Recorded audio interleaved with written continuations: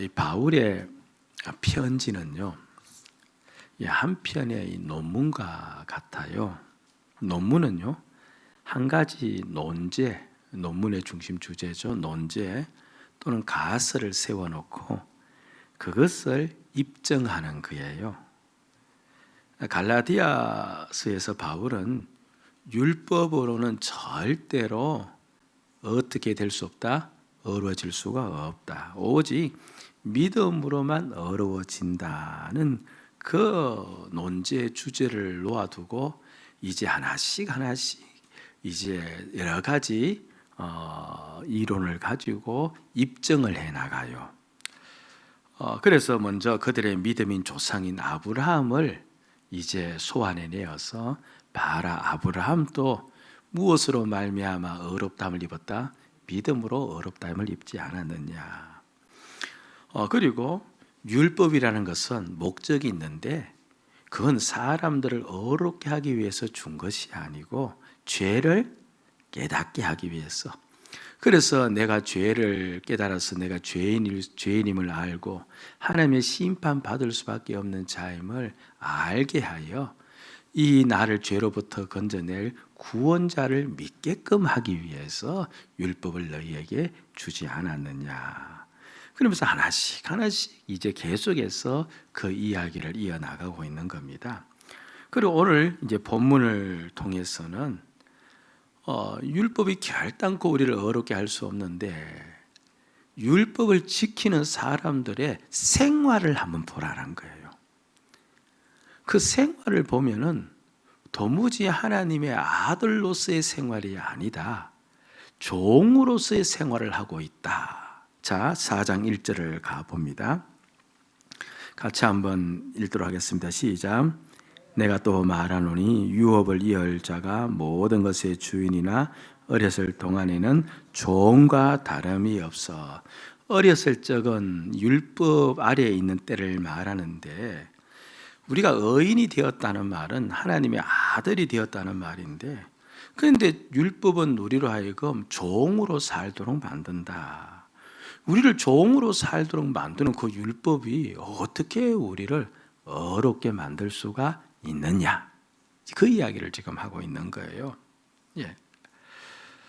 그럼 이제 이 종으로 사는 것, 이 원래 단어를 가져오면 노예죠. 이 노예로 살도록 한다는 것이 어떤 모습을 가지고 이야기한다는 말인가라고 했을 때요. 이 노예는 주인의 뜻과 다르게 행동할 수가 없어요. 그런 자유가 없습니다. 만약 주인의 뜻과 달리 그렇게 움직이면 노예는 반드시 가혹한 형벌을 받습니다. 그냥 노예는 주인이 시키면 시키는 대로 일을 하는데 자발적 즐겁게 일을 합니까? 억지로 합니까? 억지로 일을 하고 일을 하면서도 행여나 잘못하면 주인으로부터 형벌을 받지 않을까 마음속에 무엇을 간직하고 있어요? 두려움과 불안을 가지고 있는 겁니다. 그게 바로 종으로서 살아가는 것이다. 그런데 우리가 율법을 지키면 율법을 통해서 어려워지려고 하면은 늘 그렇게 살아갈 수밖에 없다는 겁니다. 2주 전에 율법을 우리말 성경에서 초등교사라 그렇게 번역을 했다고 하죠. 여러분 이 성경 이전에 지금 사용하는 성경 개역 개정판이라고 하는데요. 요 성경 앞에가 이제 개역 한글판이 있는데 그때는 초등교사를 무엇으로 기록해 놓았는지 여러분 혹 생각나시는 분 계세요? 그러니까 율법을 이 본문에서는 초등교사라 3장에서 그렇게 일러주었는데 이전 성경에는 초등교사라 적어 놓지 않고 몽학선생 이렇게 적어 놓았어요. 혹시 기억나세요? 예.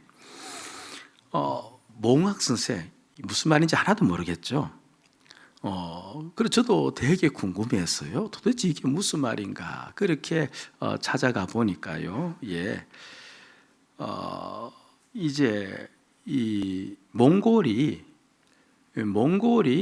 한때 한때 이 아시아 지역을 지배할 때가 있었습니다. 특별히 중국을 삼켰을 때가 있죠. 그래서 몽골이 지배 민족이 되고 중국이 피지배 민족이 되어졌습니다.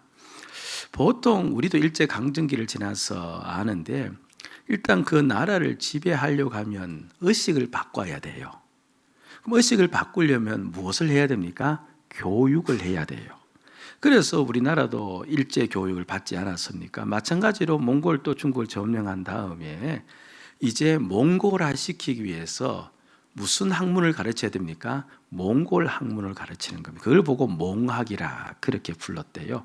그러니까 몽학을 가르치는 자를 뭡니까? 몽학 교사라 그렇게 부른 겁니다. 그런데 왜 율법을 몽학 교사에다가 비유했느냐니까 보세요. 우리도 일제 강점기 때 일본식으로 만들기 위해서 교육을 시킬 때 순하게 부드럽게 시켰습니까? 아니면 가혹하게 시켰습니까? 가혹하게 시킨 겁니다. 그러니까 교육을 받는 자들의 입장에서는 받기 싫잖아요.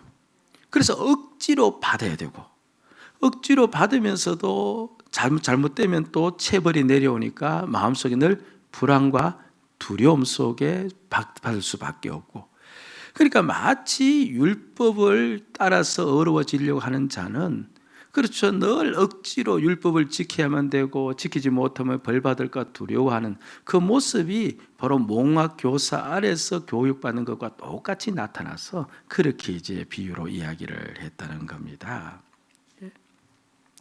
그러니까 우리가 율법을 지키려고 하면요, 우리의 삶은, 우리의 신앙생활은 그야말로 피폐해지는 거예요.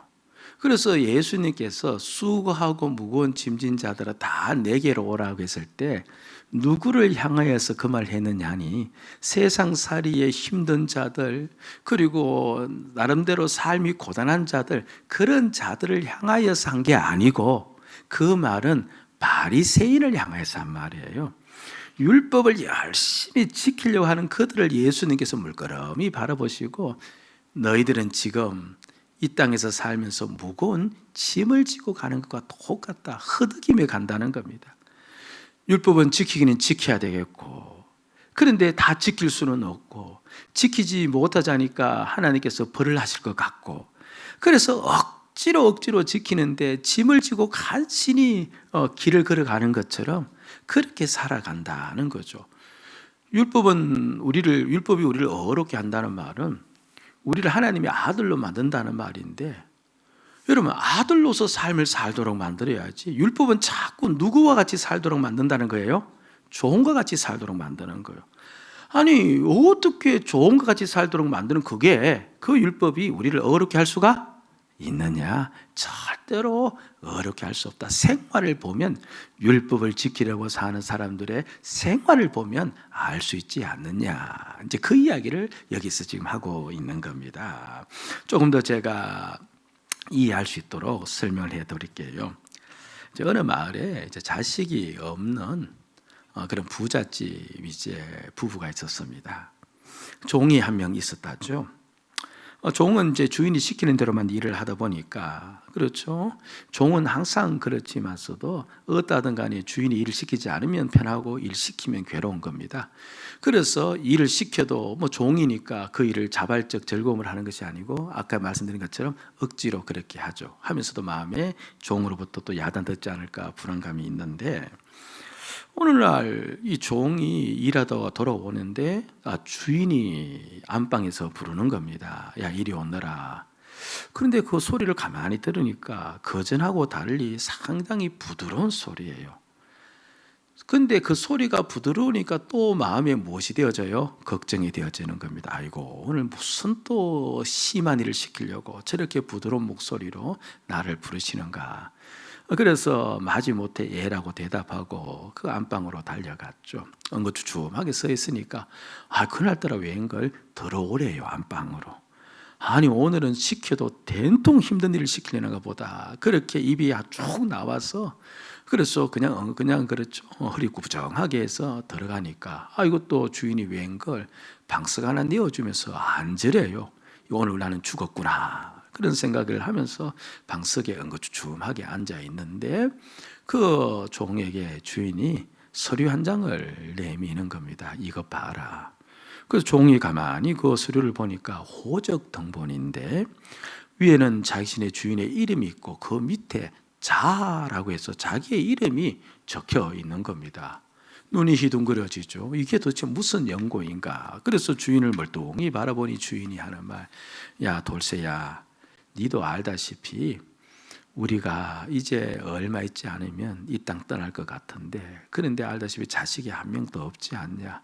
그럼 내 죽으면 장사 누가 지내고, 우리 죽으면 내 무덤의 풀을 누가 뽑겠냐?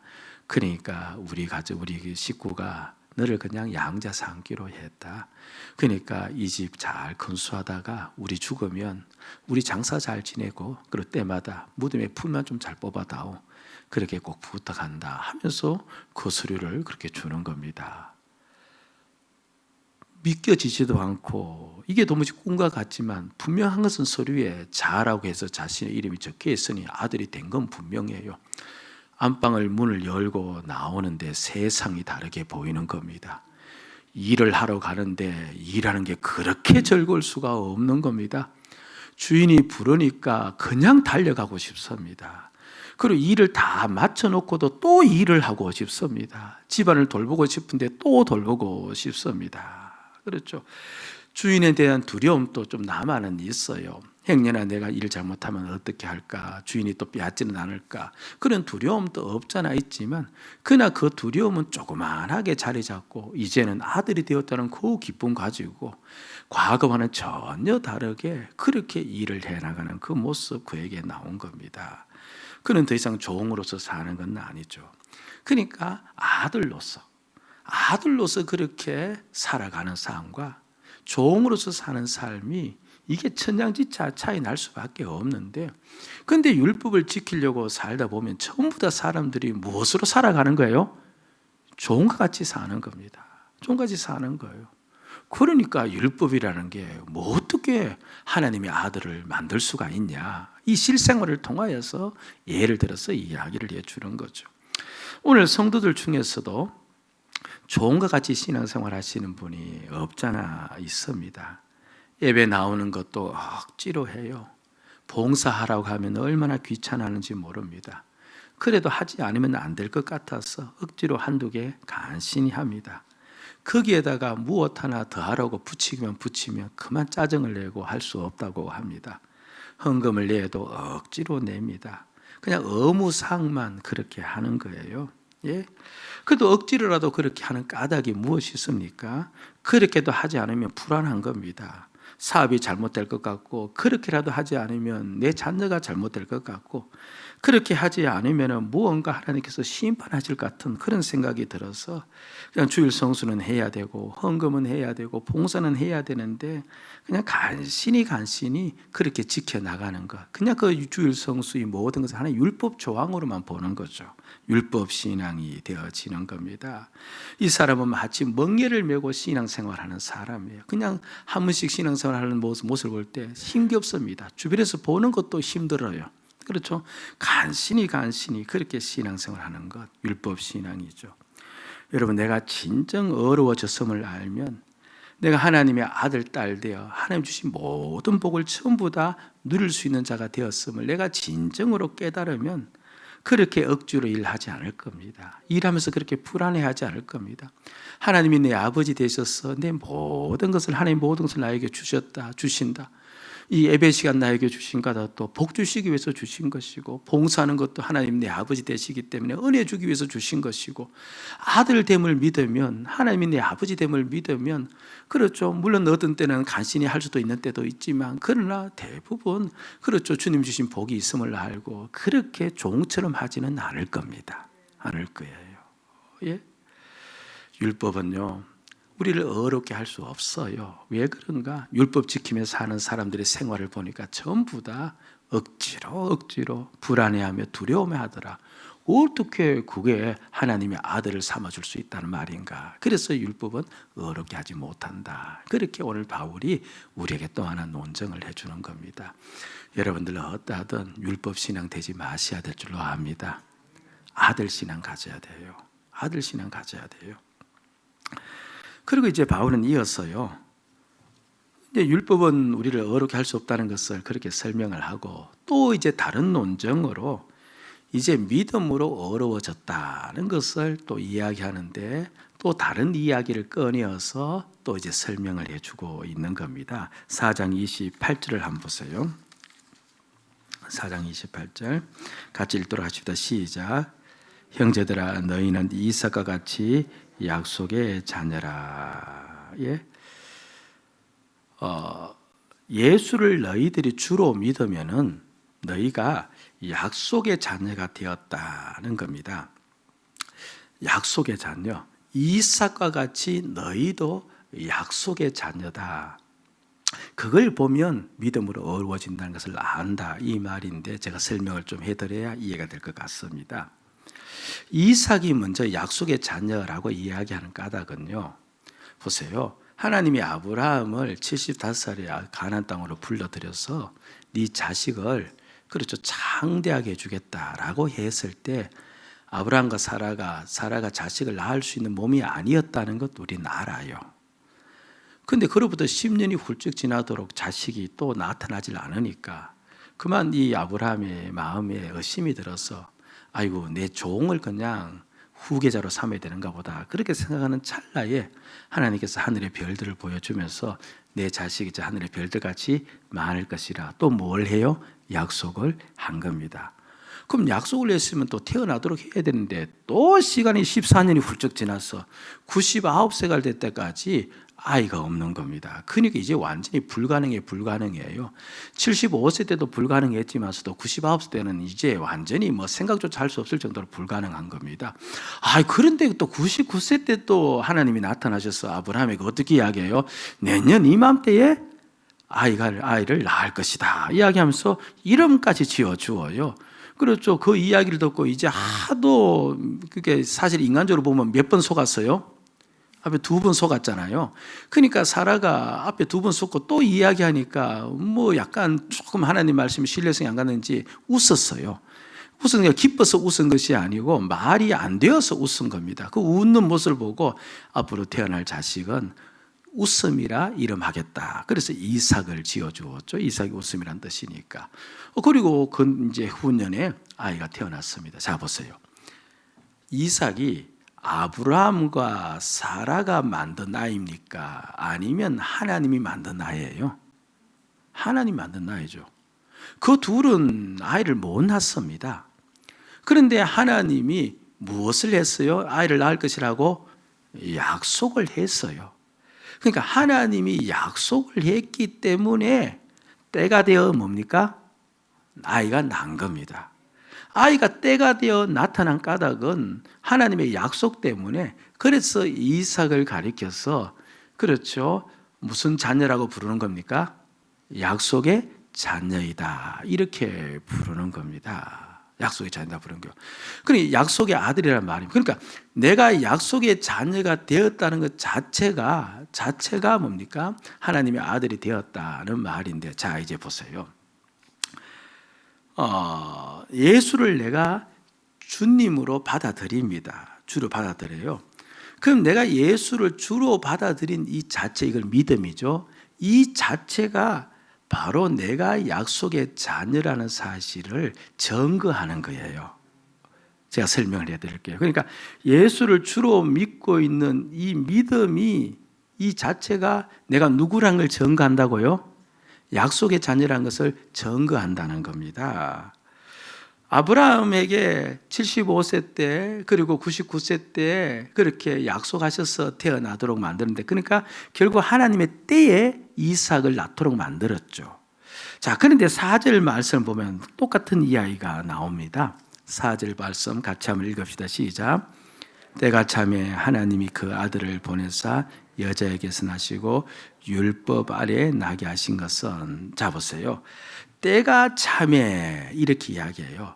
그러니까 하나님의 때가 되어서 예수 그리스도를 보내셨고 그리고 그때에 누가 믿은 겁니까? 이 갈라디아 교인들이 믿은 겁니다. 믿음으로 말미암아서 이들이 하나님의 아들이 되었죠. 5절 말씀을 또 읽읍시다. 시작. 율법 아래에 있는 자들을 속량하시고 우리로 아들의 명분을 얻게 하여 하심이라. 그러니까 하나님의 때가 되어 예수를 보내주시고 그때에 맞춰 갈라디아 교인들이 예수를 믿음으로 말미암아 무엇이 되었다? 하나님의 아들이 된 겁니다.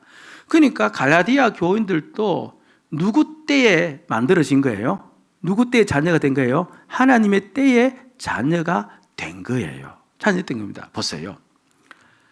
갈라디아 교인들은요, 율법 아래 있지 않았습니다.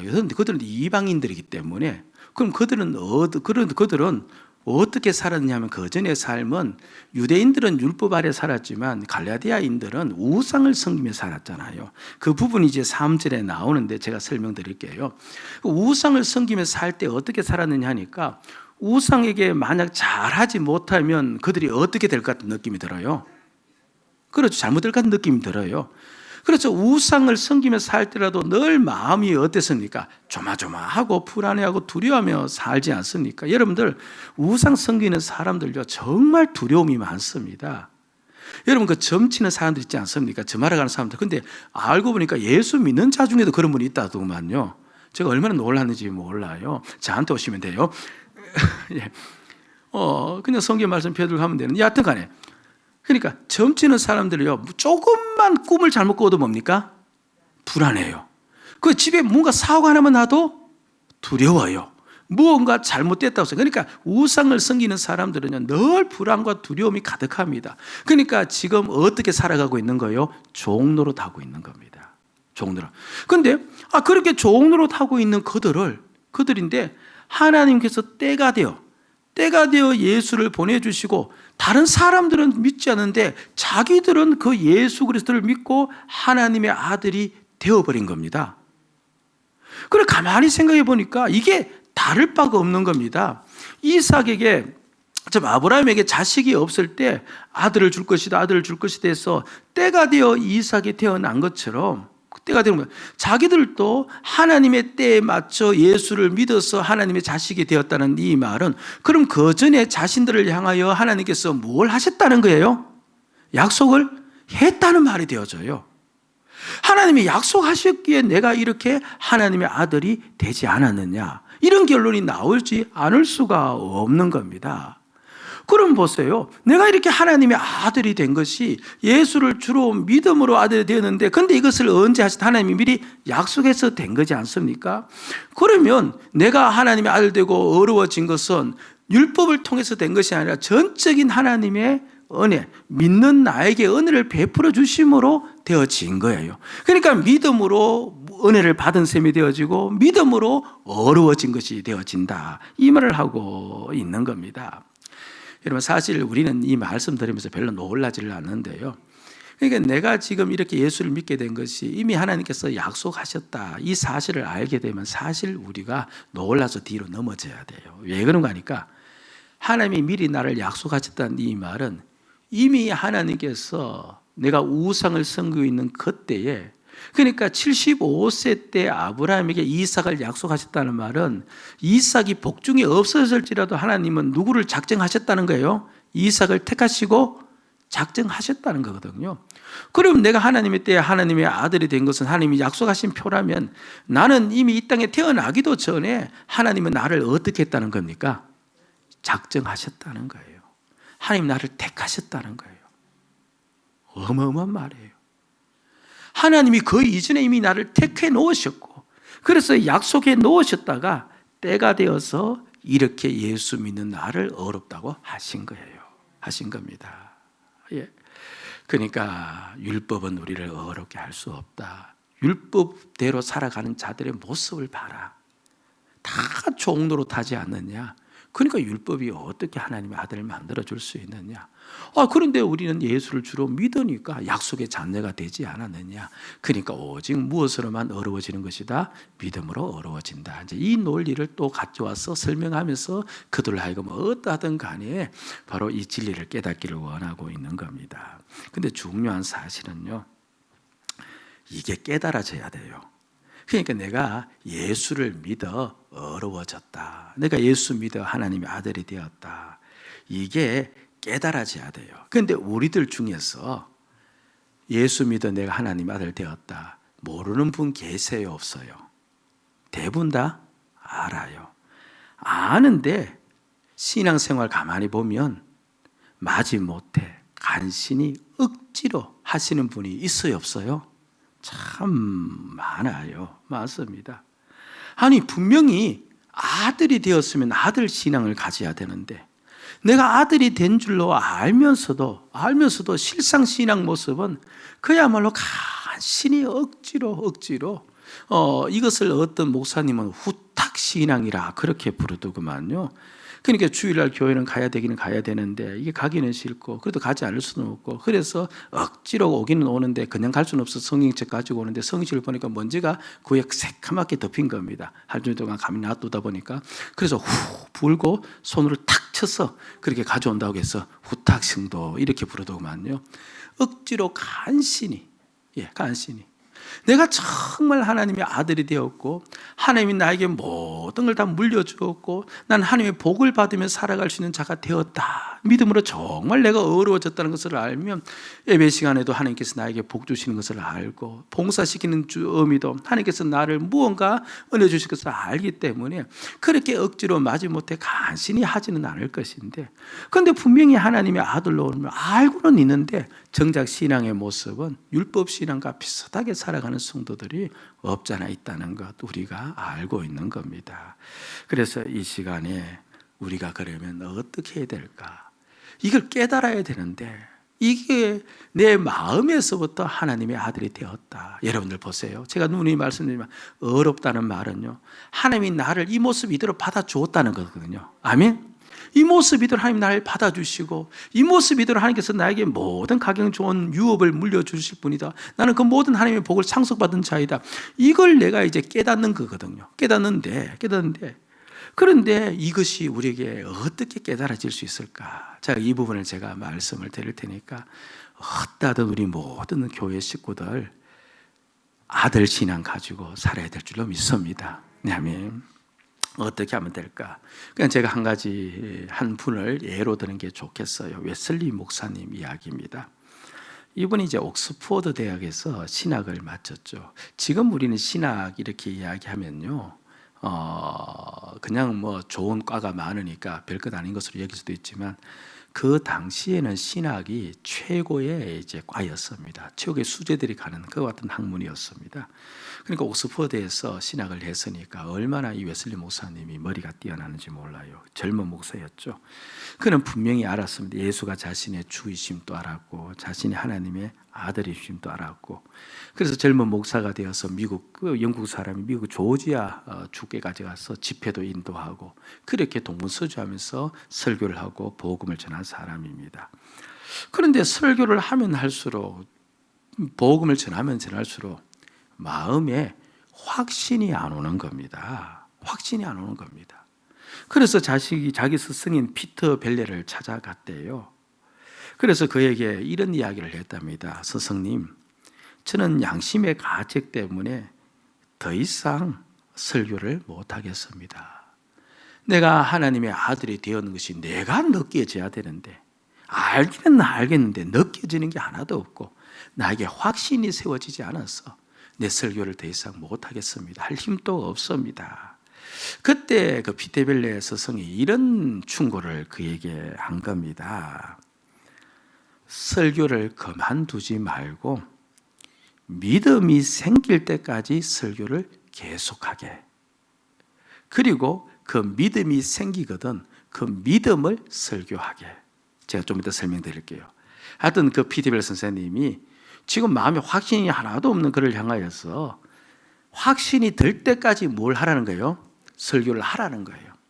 그리고 믿음의 확신이 생기면 그 믿음의 확신을 설교하라, 이렇게 충고를 한 겁니다. 이때가 1738년 3월 4일이었답니다.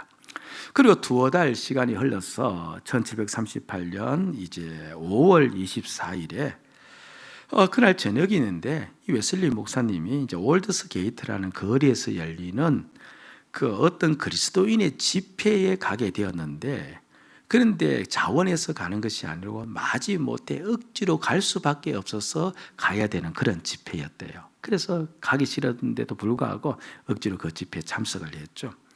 그러니까 집회 장소에 들어가니까 이제 설교자는 설교가 아직 같이 시작되지 않았고요. 사회자가 나와서 이제 먼저 이제 청중들을 이제 향하여서 이제 뭔가 마음을 좀 진정시키고 그들을 주님께 마음을 좀 모으기 위해서 그렇게 좀 이제 일을 하는데 뭐 찬양 크게 하는 것도 아니고 그렇죠. 뭔가 소란스러운 어떤 것도 하는 것도 아니고 그냥 조용하게 마틴 루터의 로마서 주석의 서문을 이제 읽더랍니다. 마틴 루터가 누구예요? 어떻게든 어려워지기 위해서 모든 고행을 다 하다가 결국은 갈라디아서를 읽는 중에 믿음으로 어려워진다는 말을 듣고 이 고행이 나를, 이 율법이 나를 어렵게 만드는 것이 아니고 믿음이 나를 어렵게 만드는 그 사실을 깨닫고 종교개혁을 일으키고 그렇죠. 그런 자가 로마서를 주석을 달아 놓았어. 오직 믿음으로 어려워지는 그 교리를 주석을 달아 놓아서 책을 낸 그 책의 서문을 이제 이 사회자가 잔잔히 낭독을 하고 있었던 겁니다. 한편을 보면 얼마나 지겨워요. 그렇죠. 한편으로 보면 얼마나 딱딱합니까? 뭔가 분위기를 돋우는 그렇죠. 찬양도 없고 분위기를 돋우는 어떠한 그와 같은 장면도 없고 그냥 모인 회중들 가운데 그렇게 읽어내려가고 있었는데 웨슬리가 일기에서 이렇게 그 시간을 기록해 놓고 있어요. 9시 15분 전쯤 되어 그가 계속 그리스도를 믿는 믿음을 통하여 하나님께서 마음의 변화를 일으키신다는 그 설명을 하고 있을 때 내 마음이 이상하게 뜨거워짐을 느꼈다. 이어서 나는 구원받기 위해서 오직 그리스도만을 내가 믿어야 된다고 느꼈다. 뿐만 아니라 주께서 내 모든 죄를 씻으시고 나를 죄와 사망의 법에서 구원하셨다는 확신이 생겼다. 무슨 말이냐니까 잘 뜻을 모르겠죠. 그러니까 그 시간에 찬찬히 그분이 그렇죠. 오직 사람은 믿음을 통하여서만 하나님께서 변화를 일으키십니다. 라고 예수 그리스도를 찬찬히 읽어 내려가는 그때에 오직 나는 그리스도를 통해서만 구원받아야 됨을 느꼈고 그리고 나를 사망의 법에서 구원했다는 확신이 느껴졌다. 이런 고백을 하고 있거든요. 제가 무엇을 말씀드리려 하니까 우리가 머리로서 예수가 내 주임을 알고 내가 하나님의 아들임을 아는데 그럼에도 우리가 율법신앙으로 살아가는 경우가 얼마나 많은지 몰라요. 그 내 심령 속에 아들됨이 느껴지지 않았거든요. 그런데 그것이 어떻게 내 심령 속에 올 수가 있느냐 하니까 여러분들 감동이 중요한 게 아니에요. 무슨 말이냐 하니까 예배 가운데 뭔가 큰 어떤 감동이 나게 확 몰려올 때 우리는 그것을 상당히 중요시하고 은혜 받았다라고 이야기하는데요. 여러분들 히틀러도 그 청중들 앞에서 연설할 때 청중들이 감동받았어요. 그리고 그 청중들이 감동받아 세계대전 일으키지 않았습니까? 감동은요 하나님의 교회도 있고 신천지에도 있고 온갖 이단들 불교에도 있어요. 감동이 중요한 게 아니에요.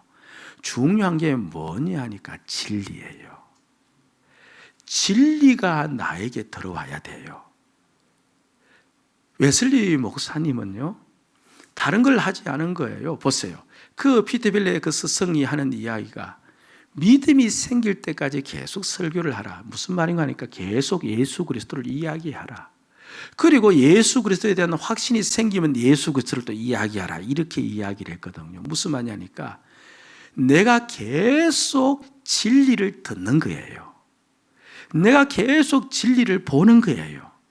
내가 계속 진리를 찾는 거예요. 한마디로 예수 그리스도를 보고 예수 그리스도를 듣기를 원하고 예수 그리스도를 찾기를 원하고 계속 예수 그리스도가 나의 구원자임을 그분이 내 죄를 위해서 돌아가셨음을 계속 내가 직시하고 내가 읽고 듣고 보는 겁니다. 그러면 언젠가 그 진리가 내 안에 심령에 부딪혀 와서 나로 하여금 깨닫게 만들어 주어요. 그래서 이 부분을 요한복음에서는 진리가 너희를 자유케 한다라고 이야기를 하는 겁니다. 제가 나가시면서 기쁨의 편지 좀 읽자 그렇게 이야기한 까닭도 사실 읽으면 5분 만에 읽을 수 있어요. 그런데 우리는 말씀 한번 들은 것으로 인해서 끝낼 때가 얼마나 많이 있는지 모릅니다. 진리 앞에 나를 계속 세우셔야 돼요. 세우셔야 됩니다. 사실 제가 예수 그리스도를 이렇게 늘 말씀드리고, 그렇죠, 이 예수 그리스도가 저는 분명히 내 안에 살아계셔서 나의 주가 되시고 내가 하나님의 아들 되심이 나에게는 믿겨졌거든요. 이게 언제 이런 일이 있었느냐, 그렇게 했을 때 물론 기도할 때였어요. 그런데 그 기도도 어떤 내용이냐니까, 제가 그때 사도행전을 하고 있었는데 사도행전의 내용을 계속 반복적으로 볼 때였어요. 사도행전에 예수 그리스도를 통한 역사와 기적과 이적을 계속 반복적으로 보고 확인하며 그런 나가는 그때에 계속 진리 안에 내가 서 있고 진리를 붙잡고 살아가고 어떤 진리와 가까이 있는 그때에 바로 그 진리가 내 가슴 속으로 들어와서 나라 하여금 네가 바로 하나님의 아들임을, 믿음으로 너가 하나님의 아들 되었음을 그때 제가 느껴버린 거예요. 느껴버린 겁니다. 예. 똑같은 예배 드리더라도, 그렇죠, 마지못해 억지로 드리는 성도 없잖아 있지 않습니까? 얼마나 불행합니까? 한쪽에는 내가 하나님이 나에게 모든 걸 물려주어 하나님이 나에게 복을 주어 이렇게 하나님의 아들 되어 이 영광스러운 예배 드린다는 사랑과, 억지로 이 시간 지켜야만 살아갈 수밖에 없다고 생각해서 예배 드린 사랑과 천냥지차가 나지 않겠습니까? 여러분들, 우리 기쁨교회 모든 식구들이 머리에 있는 그 알미 내 마음속에서 확신으로 느껴질 수 있기를 주의 이름으로 축복을 드립니다. 형님, 아직 내 심령 속에 그런 확신이 없다면 여러분들 그냥 예수 그리스도에 대한 이야기를 들으세요. 예수 그런 이야기를 보세요. 진리를 자꾸 강구하세요. 그럼 반드시 웨슬리 목사님에게 역사하셔서 그 심령의 회심을 일으켰듯이 우리에게도 역사를 하시고 우리를 하여금 아들로서, 그래 내가 하나님의 아들이다, 하나님이 나를 이 시간 받으셨다, 그래서 하나님의 모든 것을 받을 수 있는 복된 자이라는 것이 실제화가 되었어